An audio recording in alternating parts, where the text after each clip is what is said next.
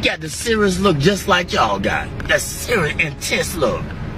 Because he's trying to find his way. He's trying to figure it out. It's frustrating. I'm trying to listen to God.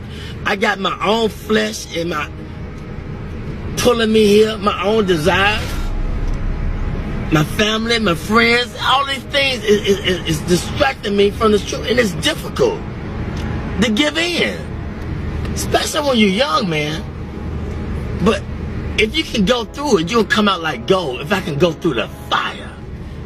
They don't want to go through the fire. They want to the lotto and go to Jamaica and the Bahamas and do their own selfish thing. But he said, if you wait till I exalt you, I give you the desires of your heart. But it's difficult to wait because everybody's in a hurry. Technology, it's fast. It's in a hurry. They're angry. They're frustrated. They got time. They're on the cell phone. They want to text message you. Y'all in the same car. You going to text message him. He right there. You know what I'm saying? Everybody in a hurry. I don't know where they going, but when they get there, oh, they going to be sorry. The faster you try to get there, that career, that money, and you're going to figure it out that, man, it was the journey. It was not the destination. You was in a hurry to get there, to come up, to be this, to be that. And when you get there, you're going to feel discouraged more than you did before you even started to get there. Because it was the journey, the people that you didn't stop to talk to like me at check-in. The people at the gas station. You was in a hurry to get there, but it was the journey.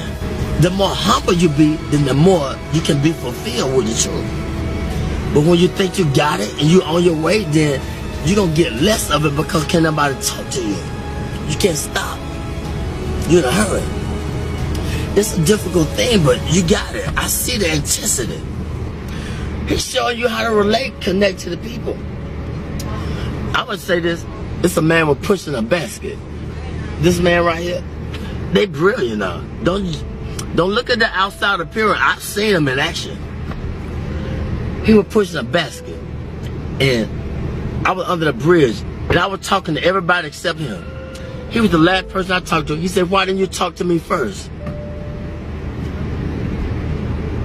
He said, I should have talked. He said, don't you ever pass by a man pushing a basket and don't acknowledge him. I never do it in my life again.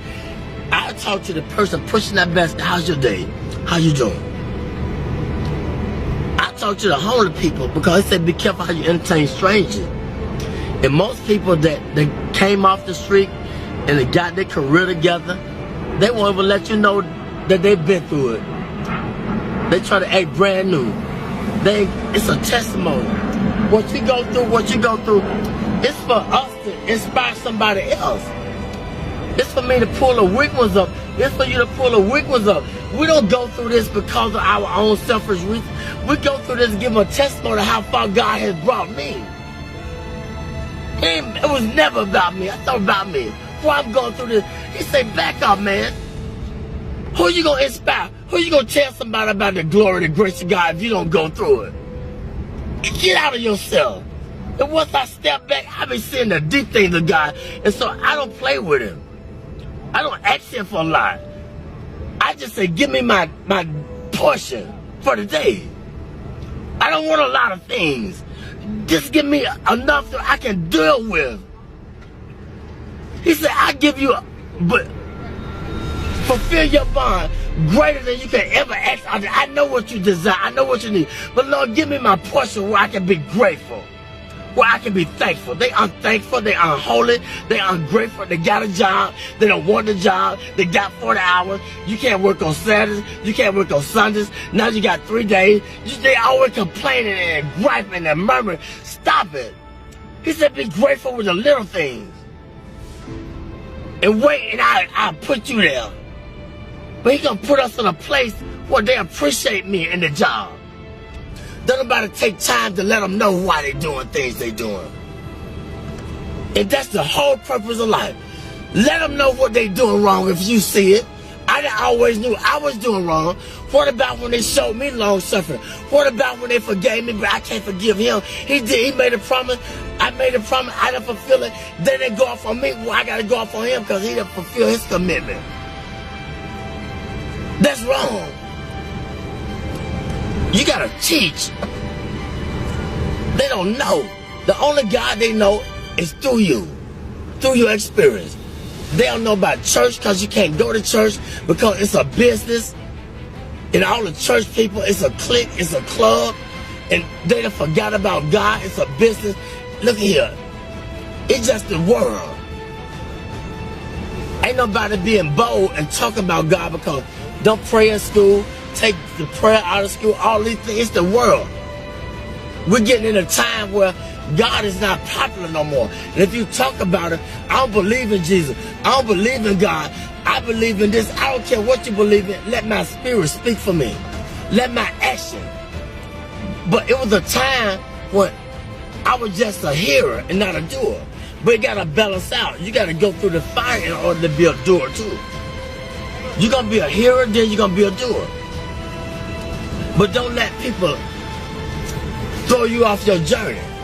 You can't beat nothing. It's between your relationship with God. They can't understand you all the time because you're trying to figure out your way. I'm trying to figure out my way. I can't prove nothing to them all the time.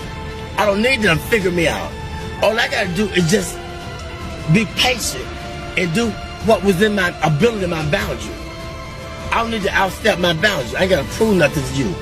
You didn't feel me? No, you can't gonna feel me. I can't put the expectation on you. I don't always feel me, understand me. So that's wrong. Be humble. Acknowledge him in all your ways. When I do wrong, I said something wrong to offend you, forgive me. I got to say it right away, get it over with.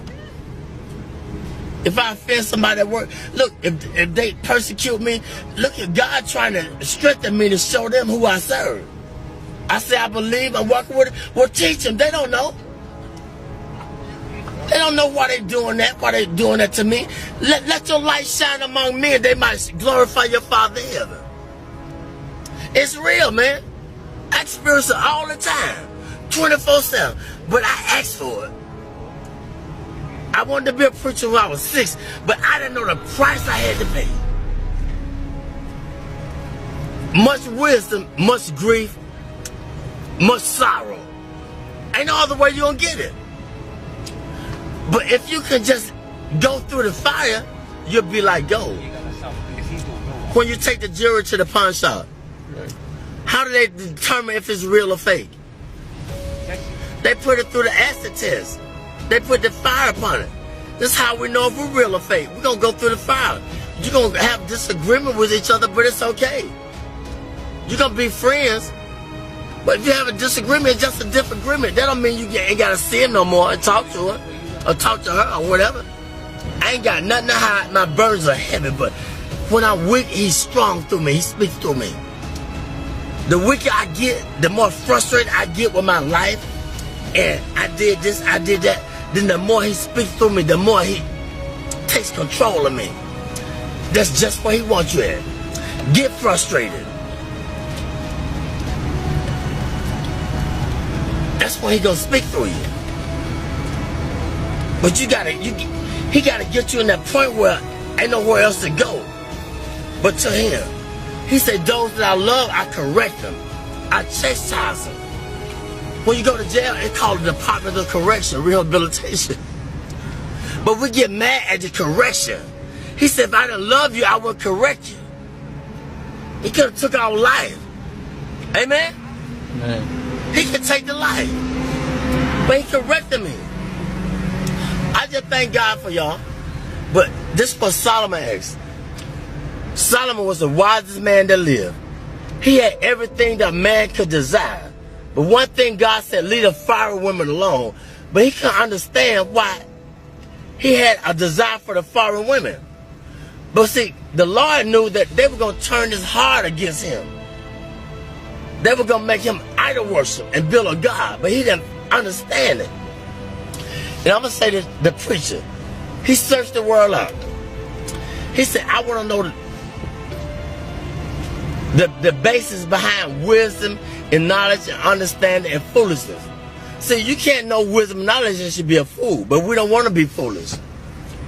That's the only way you're going to get it. You got to be a fool first. How you gonna know a fool when you see a fool?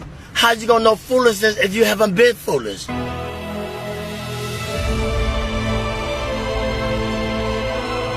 See, you can't know wisdom and knowledge and should be a fool, but we don't want to be foolish. That's the only way you're gonna get it. You gotta be a fool first. How you gonna know a fool when you see a fool? How you gonna know foolishness if you haven't been foolish? Foolishness, it comes with, it's painful. Because we think we all of that. We got a lot of abilities. We can create. We can be inventors, but we're limited. If I understand that I'm limited, then that's when God takes control and gives me the wisdom that I desire. Humility. Be humble. If you don't understand your purpose, ask God.